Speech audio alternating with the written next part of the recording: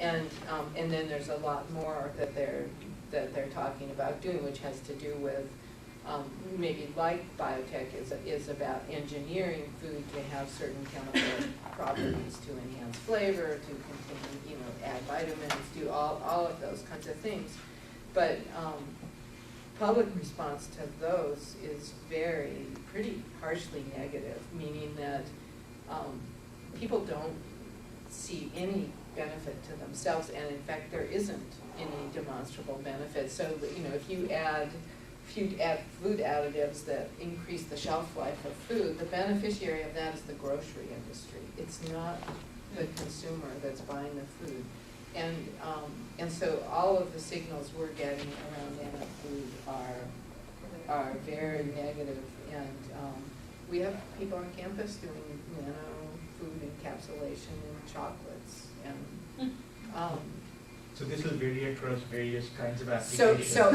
So what our work is about is trying to understand what are those big domain features that seem to be important. Application appears to be a big one.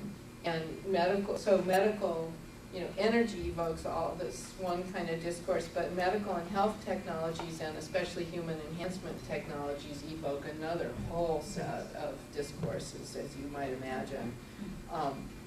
Mostly around distributional justice, not so much around embodiment issues that we would have thought would be the issues. So even in these deliberations, when we've talked about lab on a pill kinds of applications, so these are devices that are implanted or ingested, or that are multifunctional diagnostic and treatment devices. And we would have thought people would be incredibly concerned about having these little invisible devices wandering around your body. No, they were concerned about who was where they were transmitting information and who would have access to it.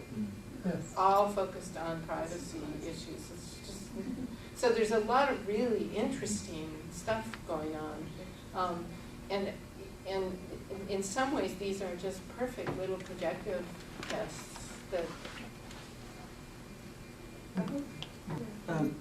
This is like partly to a set of questions being asked here, but one about imagining technology as nanotechnology, and other about speculating the futures.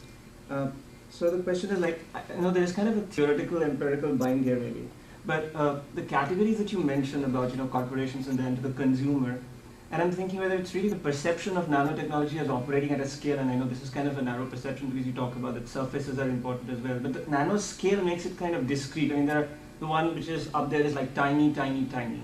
I mean, so is it about that the consumer feels in his or her threat perception or risk perception that it's going to happen in the individual's body, it's about discrete consumer items? Or is the future scenario being speculated one in which these tiny things could actually permeate across and create sort of this cataclysmic effect? And I'm asking this again because in your categories about nanotechnology being empty, but the categories that it fills are they individual categories again, or are they collective in the sense that there's a collective risk perception? Also in the sense of thinking about them in terms of dangers in working with nanotechnology and labor conditions that nanotechnology is kind of working on it. So is the perception about that as well in the mind? And the second question on ambivalence, on this domain, one which is about corporations being something bad, but science itself being neutral, innocent, and charmingly efficient. But always, if you see the ads of perhaps corporations, they always end up talking about that neutrality of technology and appealing to its efficiency. So how do you unpack that double bind around the ambivalence? Okay, I would call that many more than two questions, and I did scribble notes, but I will try to get at this. So, the first one, the permeated cataclysmic versus the tininess and how it has to do with the individual and the collective.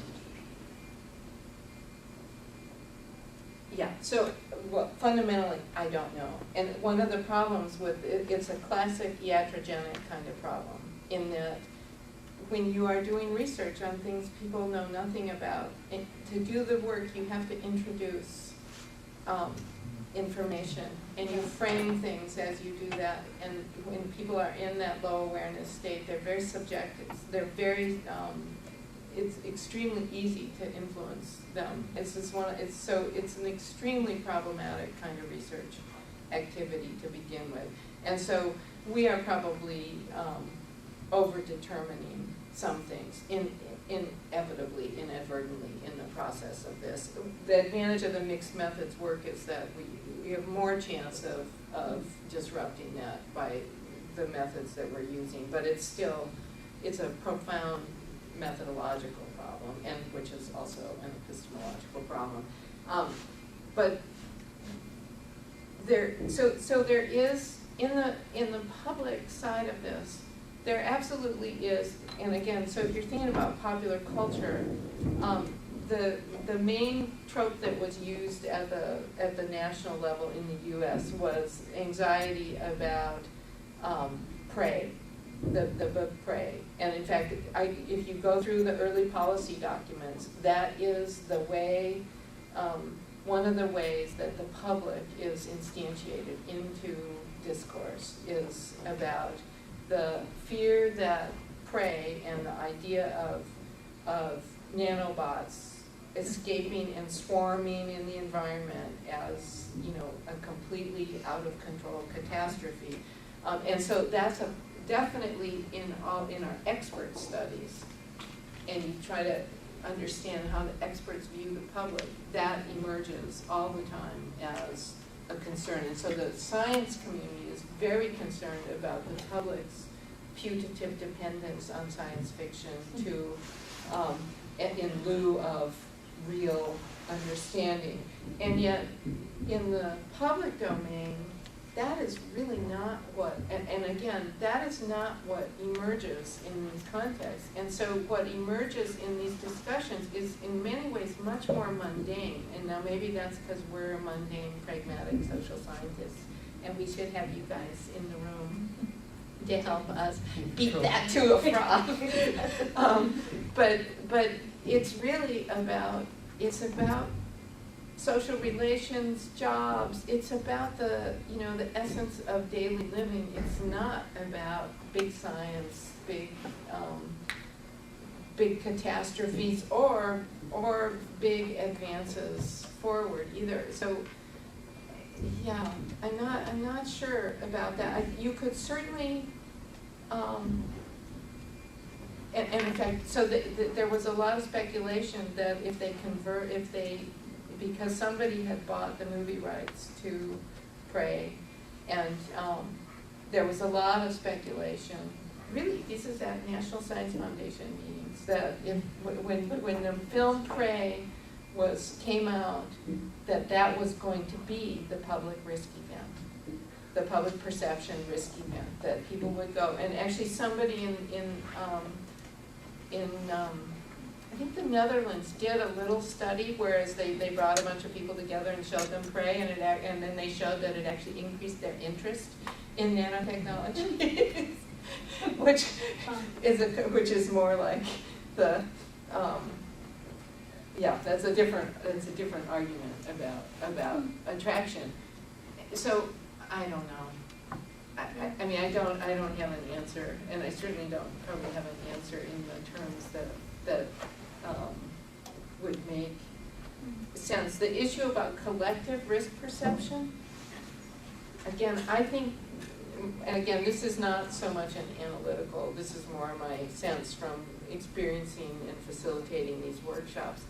I think technology as a domain, especially in the US, is so connected to a consumerist, consumption-based logic that it immediately confers benefit in a way that disrupts other potential meanings. And therefore, it arouses this.